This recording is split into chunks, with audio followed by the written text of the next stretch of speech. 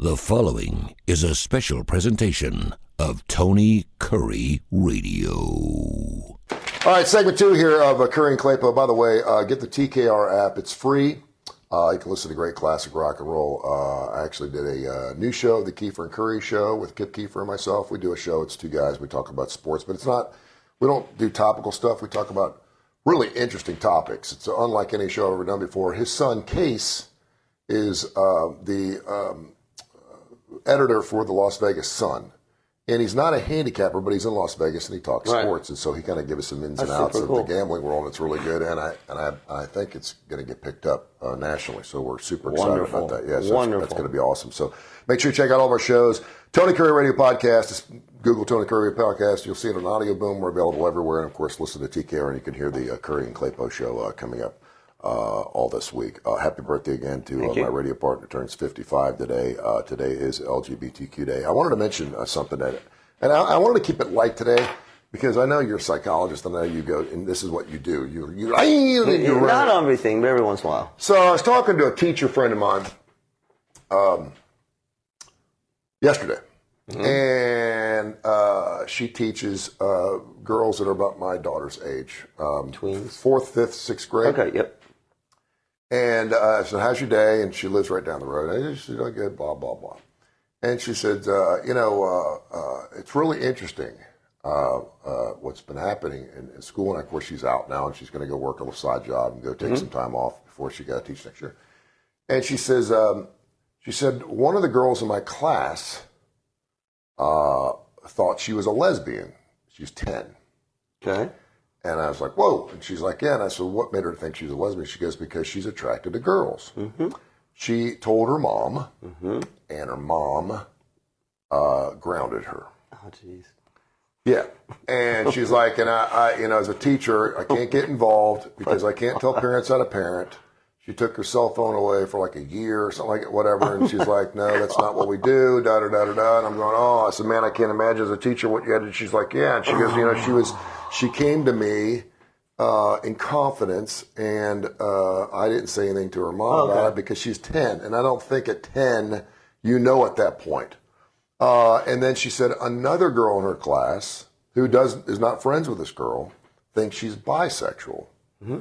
And she's like, well, why do you think that, honey? And she goes, because I'm attracted to boys and girls. And she said, well, are you attracted to girls the same way you're attracted to boys? Like she didn't want to say sexually or intimately. Right, listen, yeah. Because girls hold hands and all those things, and girls are super I love close. this. Okay, and she's like, I'm chomping at the bit. She's like, no. She goes, I look at girls like the same way I look at boys, and I'm starting to be attracted to both. Mm-hmm. And I think I may be bisexual. And so she was kind of feeling me out a little bit on this topic, and I said, we have gotten so much more, and I know people don't like the word tolerant, but maybe not accepting is the word. Cognizant? Let's say cognizant. I was just going to say. Let's not say tolerant. Let's not say accepting. Let's just say we're cognizant more. There. It's hard not to be affected by it. Well, it's hard. It's out. Yeah. You talk about getting we did the don't ask, don't tell thing for a long time. And we were like, you do you and I'll do me, but I don't want to hear about it. That's kind of how we dealt with things. And I still think we're kind of in that area where we're like, you know what, you can live your life, but don't force it down my throat. And I don't want to see rainbows all over my TV, and I don't want to have parades downtown. You do you, and that's fine, and I'll do me. I still love you. I don't believe in your lifestyle. But you see that, but I know what I'm saying, but that's why we got. So I told her, I said, she goes, she goes, I've been teaching for 20 years, and I've never had a student ever bring up their sexuality to me. Yeah. And as a teacher, I feel really privileged, the fact they feel that comfortable with me. And absolutely. She's straight. And I said, I think what's happening is because we're so cognizant, it's out there everywhere. People are talking about it. Yeah. It's on the news. We're seeing HIV commercials. We're seeing men kiss men and women kissing women. Yes. And I said, because of that, I think that our kids are confused to a point. I'm not saying they aren't lesbian. I'm not saying they aren't bisexual. I said, but at the age of 10, it's a little early for that. And I said, I think they're really getting confused by what's being out there because they're being told, or at least being impressed upon, that it is more acceptable now of that type of lifestyle. And whenever that, it was the guy who got into heavy metal. No, you know, because everybody just okay, go with me. I'll go with you. True analogy here, okay? Yes. It was kind of cool to be part of something different. And at that age, girls and boys find it really interesting to be part of something that is different than the norm. And I said, maybe they're kind of feeling it out a little bit. Now, the girl who thought she was a lesbian does not think she's a lesbian. She's like totally, no, I don't know what I was thinking. And again, she was 10 years old. Now well, but that's the same. Listen, at 10, so here, and this is not a rant. But it's interesting we're having this conversation on LGBTQ. Yes, because here's the thing. If you think about it, before or earlier on or years and years ago, we kept it in the closet. Don't talk about it. If it's this, it's an abomination. And I understand people have different views, but I'm going to just be straight about this. It is absolutely a sexual orientation is a thing, and it is not a choice, and it is the way people are born physically, physiologically. Okay, that's my view, based on the science. I agree with you. But if you think about it, for years and years and years and years, we said, if your orientation is same sex, so if you're attracted to, if you're male attracted to male, female attracted to female, no. And classic example, what will happen? Your parents will disown you, your church will get rid of you, blah, blah, blah, blah. So we kept it society-wise, we kept it away. Two things happen. One, over time, pre-internet, pre-everything, it became more of it's not just acceptable. People who were gay said, I'm gay. Yeah. It was more okay to say you were gay. Okay. Then, if you want to put that on steroids, social media, internet. Okay. Now dial it back to a 10-year-old. 10-year-old is early for starting to think about sexual orientation, but it is not crazy early. Yeah. That's what we call them tweens. Yeah. Okay, so at about this age, they start looking at either same sex or opposite sex it's more of an emotional thing. Yeah. It's not just like, oh, this is Johnny, and I was like, I feel something towards Johnny. Yeah. And I do think that if you combine this idea of 10-year-olds having different kinds of feelings than they've ever had, coupled with the fact that they know what a lesbian is, they know what bisexual is, they know what gay is, they know that now, and I like that they can be confused, but it's not confused unless, it's not confused in the sense of, well, we need to take this all away because if we didn't have this, then they wouldn't be gay or they wouldn't be bisexual. Yeah.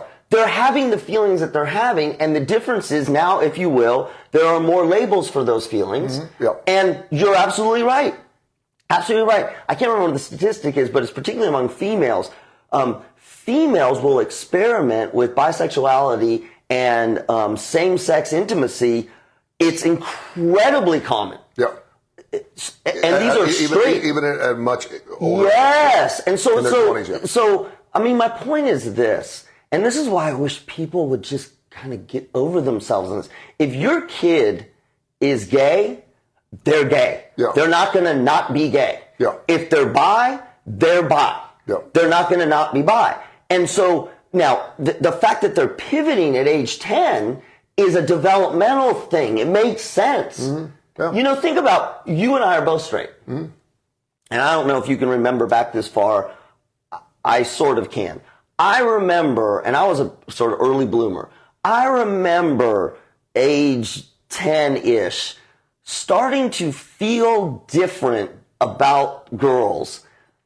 But it wasn't like over the top sexual, but I knew it was different. Like I would look at the girl that was my friend, and I couldn't put a label on it. Yeah. And there were no labels there. Yeah. That's all that's going on. But I will say this, and I say this with so much conviction, then I'll shut up. Do not punish your child because they tell you that they're gay. Yeah. Because no matter what your intention is, that doesn't work. Well, and that was kind of my point, too. I don't think parents are playing a big enough part Because it makes parents uncomfortable. It's another thing, parents think, it's another thing we have to deal with. Yes. And it's like, okay, great. Now my kid thinks he's gay or she thinks he's gay. And I have to deal with these things. And as parents, we have to have our own cognition of what's going on in this world and understand what our kids are. Because for the most part, we just feel like they're going to learn things at school. I don't even know parents that have birds and bees talks anymore because we feel like we're probably going to learn it. And we got girls having periods when they're 11 as opposed to 14 or 15 like they did back in our day. It's just what it is. And so it's important to have those discussions. Now, I'm not saying we need to sit down and go, okay, let's talk about birds and bees. And oh, by the way, this, because I do think it's confusing because as we put more thoughts and more acceptance and cognition in their brains, they're going to have a lot more questions. As parents, we just kind of want to push it off until we feel like they're going to figure it out on their own, and they're not. Well, they are. That's particularly sexual orientation. Well, eventually they will. Yes. But to your point, the worst thing you can do is to shut them down on it because they still have that thought in their head. They're like, okay, I thought I was bisexual, and now I'm being disciplined for it, but I still think I'm bisexual. Amen. So it doesn't go away. So as a parent, you've got to tackle it. You've got to say, okay, maybe if you want to go far right, far left, whatever. Okay, according to our religious belief, we don't believe that's correct. You want to read Bible scripture and you're sweating. You're like, okay, let me find another scripture here. What was anti-homophobic? Blah, blah, blah. You want to do whatever. But to sit there and discipline them for them, say, this is totally wrong. I can't believe she grabbed it. Because it's not going to change the way she's thinking. No. And at that age, you do kind of have a buffer zone where you're like, okay, she's a little too early to be thinking about this, so let's let it. And then a year later, she thinks she's straight. So it would have worked its way out. Instead, you discipline your child unnecessarily for that. But again, that to me, here's the equivalent. And I don't know if I've seen this. I can imagine this. A 10-year-old girl, let's just be super stereotypical. 10-year-old girl says, I really like boys. I want to kiss boys. Yeah. That's, you're turning in, you're sleazy. I don't want you to be a bad girl. Yeah. All right, you're punished because you stop thinking about boys. I don't want you to think about it that way. It's horrible. It's a sin. You're da-da-da. If we get the religion, you could ground them for exactly the same thing, right? And there's the double standard there because if you're a boy, you're like, ha, ha, ha, look at just their son. Yeah. But that's exactly it. You think that's going to change anything? No. It's going to change absolutely nothing other than your child will believe, A, I can't talk to my parents about certain things. B, my parents don't value me. Yeah. And C, now I'm more confused than I was. Yeah. And you nailed it. It's because we're uncomfortable. And to some degree, depending on the situation, it's not what we want for our kids. No, that's exactly right. And there's a lot of reasons why we don't want it. Absolutely. First of all, the most important thing is we don't want them to be scrutinized, be criticized. It's hard being gay. It's hard being gay in this world. That's why I always think to myself, why would anybody want to be gay? I'm 17. I think I'm going to be. I always, we know from science that the bodies are different. Anyway, it was really interesting, and I, it's hard being a parent these days, but it's hard being a kid too. Yes, that is so good. That is so good because that is.